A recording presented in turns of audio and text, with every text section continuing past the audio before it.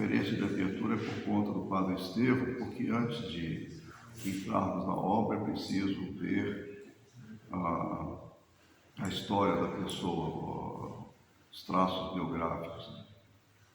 O nosso curso vai ser totalmente baseado na leitura de textos, né? Então, para que nós tenhamos, assim, adquiramos o gosto da leitura direta dos textos. Então, acho que quase todos têm o texto do Espírito da Caridade. Os textos que o Padre Estevão vai comentar e outras obras, né? Então, como foi anunciado, eu faço uma introdução, eu vou fazer uma introdução à espiritualidade de Santo Eulredo com base no Espírito da Caridade, que é um livro que ele concentra a teoria ou a espiritualidade monástica, da sua concepção, mas o Padre Estevão vai apresentar as principais obras dele, uma introdução às principais obras com leitura de texto. Aí ele vai fornecer os textos, não sei se ele vai conseguir tudo em português, enfim, se não pelo menos em espanhol, os senhores vão poder ter acesso aos textos. Então, Padre Estevão, para começar, o senhor pode ir até as 10, né? Melhor até 10 e 10, se precisar.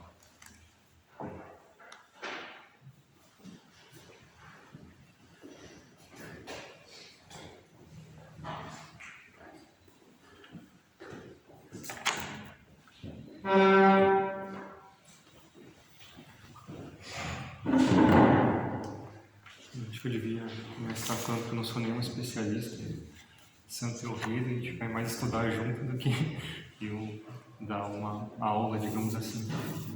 O Dom Luiz pediu que eu começasse apresentando uma curta biografia de Santo Eulredo, só para situá-los com relação à vida de Santo Eulredo e o tempo que ele viveu. Santo Eulredo é bem mais importante do que nós costumamos imaginar no Brasil.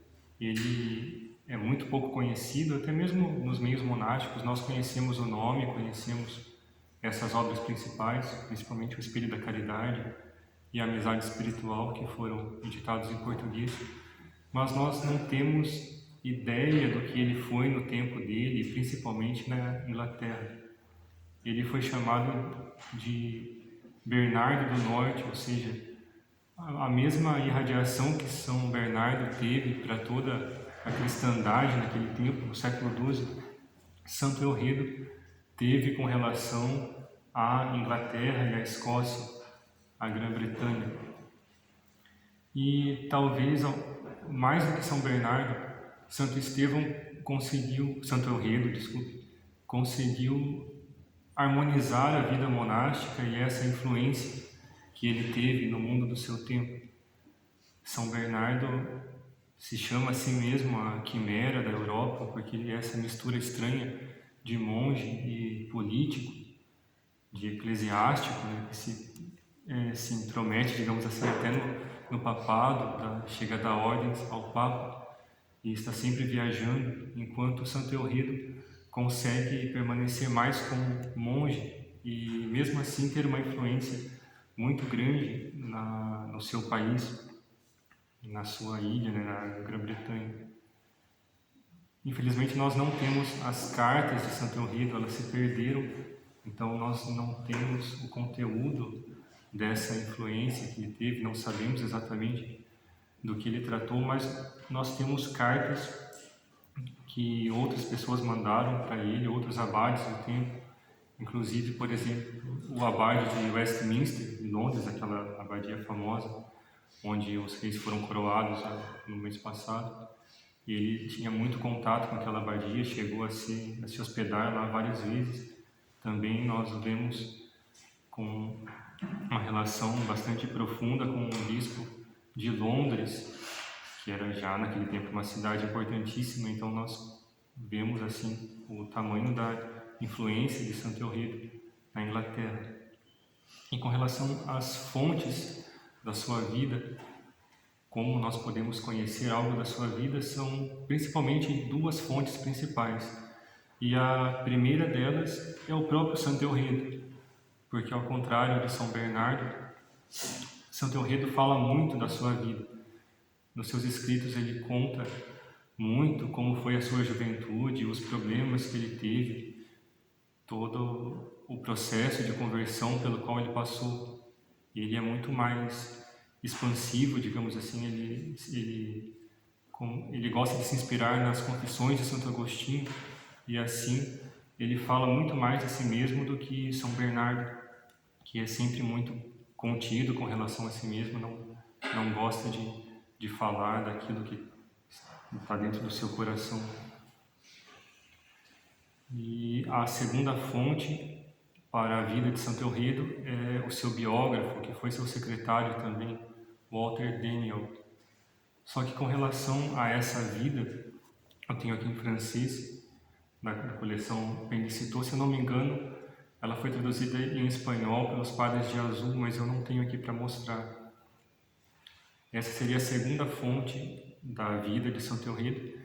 Entretanto, deve ser lida com um grão de sal, digamos assim, porque é uma biografia mesmo, uma geografia que tenta apresentar Santo Eulredo como um santo muito grande, já desde a juventude, quando o próprio Santo Eulredo, nos seus escritos, conta que ele não era nenhum santo, até o contrário. Ele se descreve como um grande pecador, e apesar que talvez isso também pode ser exagerado, mas nós sabemos que ele não era esse monge perfeito já desde criança, como o Walter Daniel tenta mostrar. Mas como ele foi o secretário de Santo Eulredo e esteve junto de Santo Eulredo durante a sua vida toda, muita informação que ele traz é uma informação confiável que nós podemos levar a sério. Santo Eulredo nasceu em Hexham, na Nortúmbria. É uma região ao norte da Inglaterra, quase já na fronteira com a Escócia. Se nós pensamos naquela ilha maior do Reino Unido, a Grã-Bretanha, nós temos a Inglaterra ao sul, quase um pouco até a metade, um pouco a mais que a metade, e depois o norte dessa ilha é a Escócia. Então, essa Nortúmbria é o norte da Inglaterra, está mais ou menos no meio da ilha da Grã-Bretanha. E ele nasceu por volta de 1110, é uma data estimada, nós não sabemos a data exata do seu nascimento. E ele foi um dos 3 filhos de um tal de Eilaf, que era um padre. Santo Eulredo é filho de um padre, e assim, se algum dia a igreja relaxar a lei do celibato, nós não precisamos rasgar as vestes, né? Porque um dos maiores santos da nossa ordem era filho de um padre, e num tempo em que o celibato já era instituído, não com a força que nós temos hoje, devido depois ao concílio de Latrão, I e II, mas já havia, desde os antigos concílios da antiguidade, a lei do celibato, que na Inglaterra não era muito observada. Não era muito observada porque era comum que as paróquias tivessem uma espécie de benefício, um salário do padre, e era comum que os próprios filhos dos párocos assumissem depois a paróquia de uma forma hereditária. Isso foi proibido um pouquinho antes do nascimento de Santo Eulredo, pelo concílio de Clermont, se eu não me engano, Claremont, na França. E assim, quando Santo Estevão nasceu, ele já estava proibido de ser ordenado padre, se fosse se manter naquele meio clerical que ele nasceu. Entretanto, nós não devemos imaginar que, apesar de viver de uma forma errada, digamos assim, mesmo com relação às leis da época, que esse pai de Santo Estevão fosse alguém relaxado. Ao contrário, ele era um sacerdote muito respeitado, um sacerdote exemplar, conhecedor profundo da teologia e das escrituras. E isso nos mostra como toda essa questão é um pouco mais complexa do que aquilo que nós costumamos pensar hoje. Essa briga entre conservadores e progressistas, tudo. Depois que a gente estuda a história, tudo vai ficando um pouco mais complexo de avaliar. E esse pai de Santo Eulredo mandou para estudar numa escola famosa em Durham, que é uma outra cidade da Inglaterra, dessa mesma região. E ele talvez tenha estudado num mosteiro e foi aluno de um monge muito famoso da época, um professor inglês que era famoso naquela época. E depois, Santo Eulredo foi mandado com cerca de 14 anos para a corte da Escócia, a corte do rei David da Escócia. E ali ele completou a sua formação com o estudo dos clássicos, que ele parece ter aprendido muito bem, e aprendeu assim melhor ainda o inglês e o francês, que já se falava bastante na corte naquela época, porque desde 1066, na Batalha de Hastings, não sei se alguém já ouviu falar disso, a Inglaterra foi invadida pelos normandos, pela França, podemos dizer assim, e assim a Inglaterra ela perdeu, na verdade, muito daquilo que ela tinha de realmente inglês e passou a ser um reino quase francês. E é por isso que no inglês hoje nós temos tantas palavras que se parecem com as nossas palavras latinas, devido a essa invasão em 1066 que mudou a Inglaterra para sempre. E todos aqueles nomes estranhos, como esse próprio nome do pai de Santo Eulredo, ou o próprio nome de Eulredo, são nomes do inglês antigo que hoje são muito raros. Mesmo os nomes na Inglaterra são mais afrancesados, são mais latinizados devido a essa invasão que já tem 1000 anos. E assim Santo Eulredo aprendeu essa cultura anglo-normanda, meio inglesa, meio francesa, que foi o caso também de Santo Estevão Hardy, que não viveu na corte da Escócia, mas viveu na própria corte da Inglaterra, um pouquinho antes dessa invasão, e que depois também acabou aprendendo essas duas línguas. Então era um mundo um pouco confuso, digamos assim, não era uma cultura muito clara, nem inglesa, nem francesa.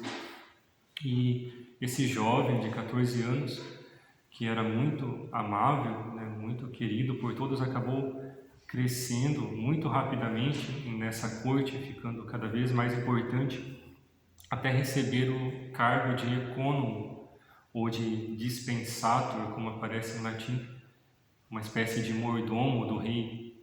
Claro que isso não tinha exatamente a função daquele mordomo de novela que nós pensamos, imaginamos, mas ele tinha a função de chefiar a mesa do rei, de escolher os pratos, o que devia ser servido, de coordenar toda a parte da cozinha, dos banquetes, isso com certa autoridade, o que lhe valeu até muita inveja dentro dessa corte, porque nós temos a união, aquela união às vezes rara de um jovem que era muito agradável, provavelmente muito belo, era muito rico e com um cargo muito importante na corte.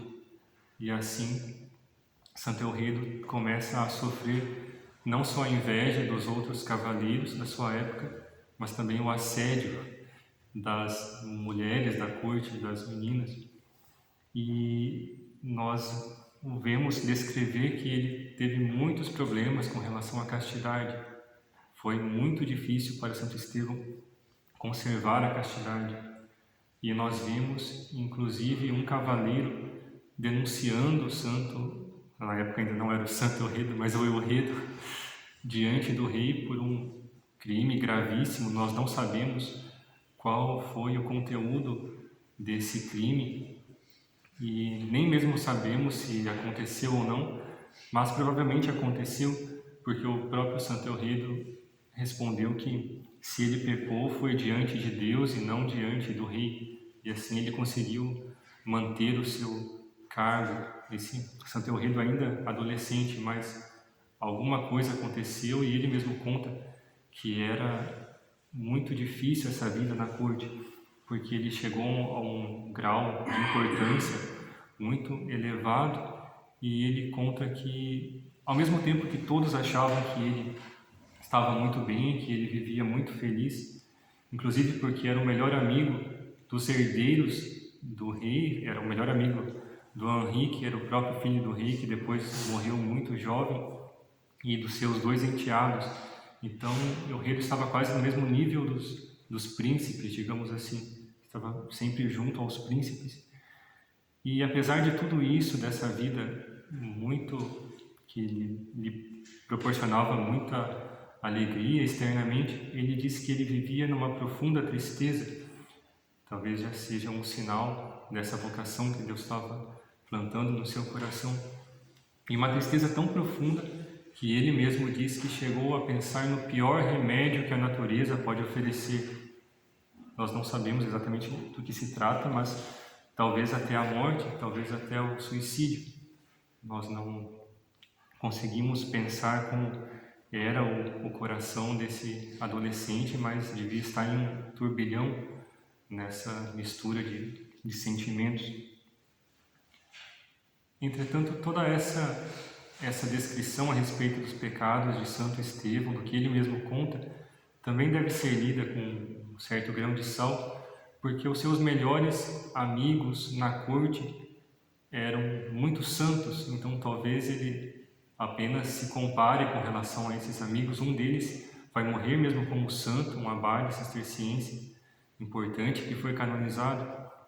Talvez ele se compare um pouco com esses amigos extremamente virtuosos e assim ele descreva com essa tinta tão carregada todos os seus pecados, as suas dificuldades, mas talvez seja algo, a vida de um adolescente normal, talvez até muito mais santo do que os nossos adolescentes de hoje. Por isso é sempre muito difícil de avaliar essas vidas antigas, porque a cultura era diferente, o nível de fé das pessoas era muito diferente, a forma de viver o cristianismo era diferente. Mas teve um elemento que mudou a vida de Santo Estevão para sempre e ajudou, de certa forma, a empurrar esse Santo Estevão para o claustro. Um dos seus melhores amigos, esse Valdef, que era enteado do rei, acabou fugindo da corte, deixando a própria herança do reino da Inglaterra para entrar num convento agostiniano. E essa mudança da vida do seu amigo fez com que ele mudasse para sempre. Ele começa a deixar de participar daquelas festas da corte e vai ficando muito mais retraído, digamos assim, procura observar as virtudes de uma forma muito mais forte, mas mesmo assim ainda permanece 4 anos na corte tentando conciliar a vida cristã e a vida na corte do rei da Escócia, isso com cerca de 20 anos de idade. Entretanto, aparece a ocasião para que Deus fisgue esse peixe que ele estava criando, digamos assim, e em uma viagem para York, porque o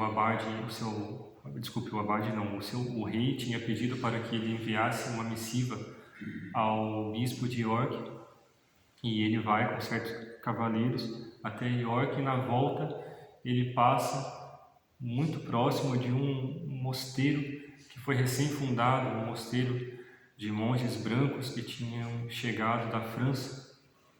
Um mosteiro muito pobre, muito pequeno, provavelmente nós devemos imaginar um mosteirinho de madeira, como foi a Cister primitiva, como foi Claraval primitiva também, porque esse mosteiro tinha apenas 2 anos de fundação, e é um mosteiro de Rivaux. Ele passa por perto desse mosteiro, fica muito curioso com relação à vida desses monges, mas acaba indo se hospedar no castelo de um senhor importante, um barão muito importante da região, que é Walter Speck. Esse é o grande benfeitor de Rivaux, é esse barão que deu as terras para a fundação de Rivaux e que deu os recursos para a construção desse mosteiro. E isso foi providencial porque ele acabou indo se hospedar na casa do maior benfeitor de Rivaux, que convidou a visitar o mosteiro apenas por curiosidade, para mostrar esses monges exóticos, né, que tinham chegado na Inglaterra. E Rivaux é a primeira fundação inglesa na Inglaterra. Esse barão levou ele e os outros cavaleiros, seus amigos, a visitar Rivaux, e isso mexeu muito com o coração de Santo Estevão, de conhecer aqueles monges, São Teoríado, desculpe, de conhecer aqueles monges tão simples, tão pobres e tão diferentes da vida monástica que ele conhecia na Inglaterra. E assim ele passa esse dia com os monges e com o barão, acaba voltando para o castelo, e no outro dia essa comitiva deve voltar para a Escócia. O seu biógrafo conta que quando eles estavam deixando o castelo, já tinham se afastado algumas milhas, ele acaba parando o cavalo, desce e vai perguntar para o chefe da comitiva, digamos assim, se ele não gostaria de voltar para o mosteiro para conhecer melhor os monges, para passar um dia a mais com esses monges. E o seu biógrafo dá uma importância muito grande a essa pergunta que ele faz para esse chefe da comitiva, porque aí ele já vê algo daquilo que vai ser a teologia de Santo Eurido com relação à união das vontades. Ele simplesmente não abandona a comitiva ou força, digamos assim, seus amigos para que voltem, mas ele pergunta se eles não querem ir, e eles acabam aceitando, eles vão, e nisso ele vê talvez um sinal que deva sim ir para o mosteiro. E assim ele passa mais um dia com esses monges, e isso é suficiente para que ele acabe decidindo ficar lá para sempre.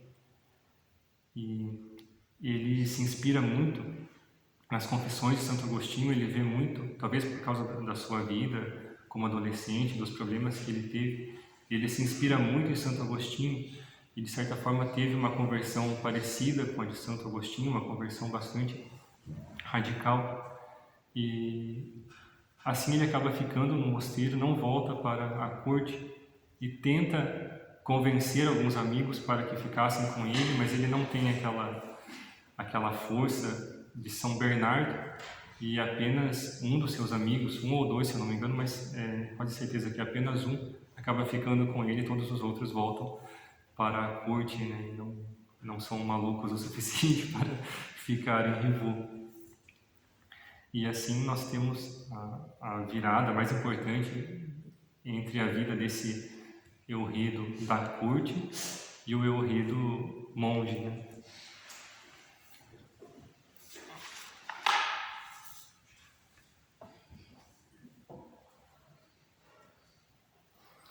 Um dado que eu não disse é que esse abade fundador de Rivaux era o principal secretário de São Bernardo, aquele Guilherme, que vai escrever a carta sobre a chuva, que escreveu, na verdade, antes de fundar Rivaux, e aquele secretário do milagre famoso, que escreveu a primeira carta de São Bernardo, a carta de São Bernardo ao seu primo Roberto, que tinha fugido para Cluny. E esse fato também é importante porque Santo Eurido foi fundado assim por um secretário de São Bernardo que conhecia o seu mestre profundamente, e é quase como que indiretamente Santo Eurido é formado por São Bernardo. E de fato os dois são muito próximos, a espiritualidade dos dois é muito próxima, ainda que Santo Eurido tenha algumas características próprias. E sendo ainda um monge muito jovem, o seu abade, esse Guilherme, já o nomeia como membro do conselho da abadia. Ele vai crescendo rapidamente entre os cargos que nós conhecemos no mosteiro. O seu abade manda frequentemente para missões, inclusive para Roma, para levar algumas missivas para o Papa com outros monges. E nisso é a oportunidade também para que ele conheça o mosteiro, a casa-mãe de Rivaux e o próprio São Bernardo. Provavelmente São Bernardo já tinha ouvido falar desse Eurido também, porque era de fato um jovem muito promissor, e o seu secretário, o Guilherme, mandava cartas frequentemente para São Bernardo, então ele deve ter falado a respeito Eulredo, que tinha entrado no mosteiro.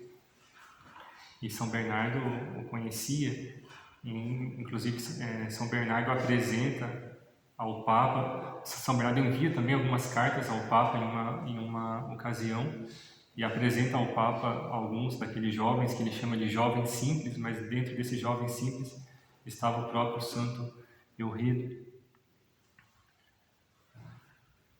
E assim com o passar dos anos, ele acaba eleito em 1043 como abade de uma abadia filha de Rievaulx, que é Hevesby. Acho que é a primeira casa filha de Rievaulx, no Lincolnshire. Mas ele fica abade em Hevesby por pouquíssimo tempo, porque o abade de Rievaulx, que sucede esse Guilherme, ele renuncia depois de 2 anos de abaciado. E assim, os monges de Rievaulx acabam assim não tendo dúvida e elegem o próprio monge de Rievaulx, que foi eleito abade de outro mosteiro, mas elegem esse abade de Hevesby para abade do seu próprio mosteiro. Tiram, de certa forma, Santo Eulredo desse lugar que ele tinha sido ido, quase contra a vontade, porque ele gostava muito de Rievaulx, e o trazem à força, através da eleição, para Rievaulx. E a partir daí nós temos Santo Eulredo de Rievaulx até a sua morte. Ele vai ser abade por muitos anos, muitos anos.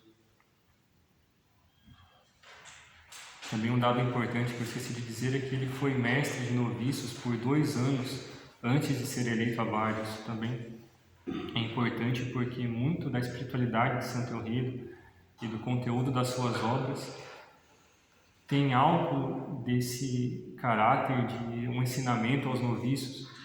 Algumas de suas obras são claramente uma escola de Lexio Divina, digamos assim, e ele mostra quase assim, passo a passo, como meditar a Escritura, como contemplar. Ele escreve os passos, ensina a trabalhar com a alegoria, e é algo muito próprio da forma de ensinar um noviço naquele tempo. Também ele, em alguns escritos, como O Espelho da Caridade, ele foca muito com relação às observâncias cistercienses, explicando qual o sentido da vida estrita que os cistercienses viviam naquele tempo, porque já era um tempo de críticas, já havia muita crítica com relação à observância cisterciense por parte não só dos monges negros, mas inclusive dos clérigos que estavam começando a entrar na ordem. Nós já temos, nesse tempo em que Santo Eulredo é abade, aquelas primeiras grandes congregações que não eram cistercienses e pediram para se afiliar à ordem. Com isso, nós temos um crescimento grande da ordem, mas ao mesmo tempo as primeiras críticas também com relação, que partem dos próprios cistercienses, desses cistercienses que se converteram, digamos assim, que eram de outras ordens, e acabam sentindo que a vida é bastante pesada, talvez mais pesada do que eles esperavam, e começa a surgir dentro da própria ordem esses questionamentos com relação à observância original. E Santo Eulredo, através de suas obras, procura explicar por que se deve viver uma vida tão estrita e procura salvar, ao menos entre os noviços, essa observância primitiva.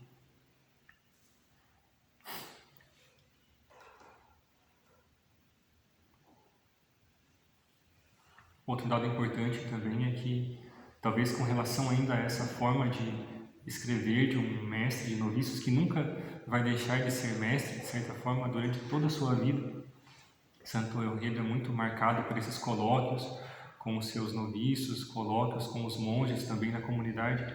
E Rievaulx era um mosteiro muito diferente dos outros mosteiros da ordem, apesar de manter essa observância muito estrita, até porque eles eram da linha de Claraval, e a linha de Claraval é famosa por ser mais estrita do que o próprio Cister. São Bernardo, ele colocou muito do seu espírito em Claraval, e com isso toda a filiação de Claraval sempre foi muito mais estrita do que a própria casa-mãe, e eles acabaram influenciando depois toda a ordem.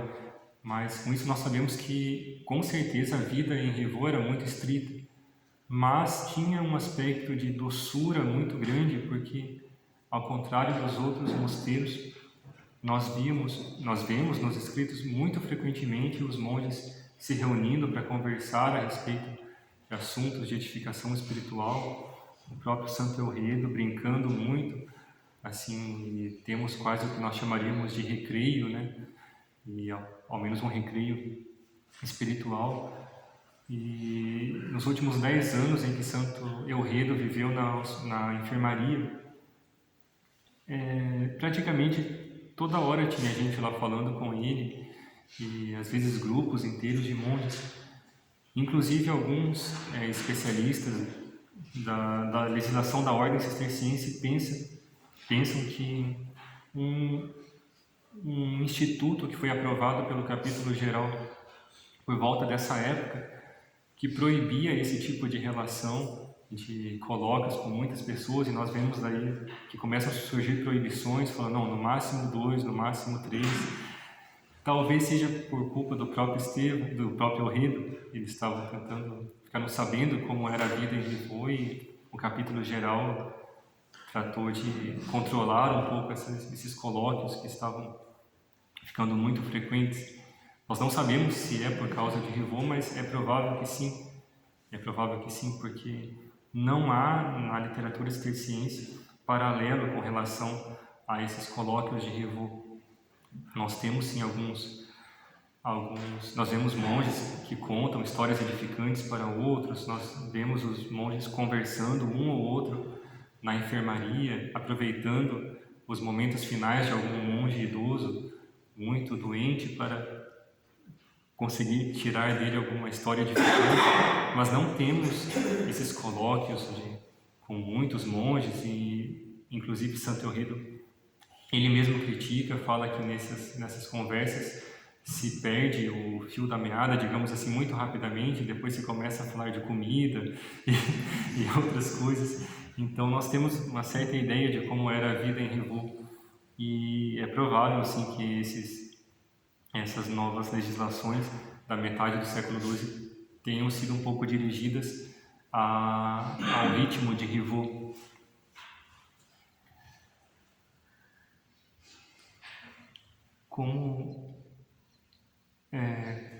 Com relação às suas obras que ele vai escrever nesse tempo, todas elas se dirigem à edificação. Nisso também se vê um pouco o mestre de noviços. Mesmo aquelas obras com relação à história da Inglaterra que ele escreveu, que eram para ser obras bem secas, digamos assim, ele tenta sempre procurar uma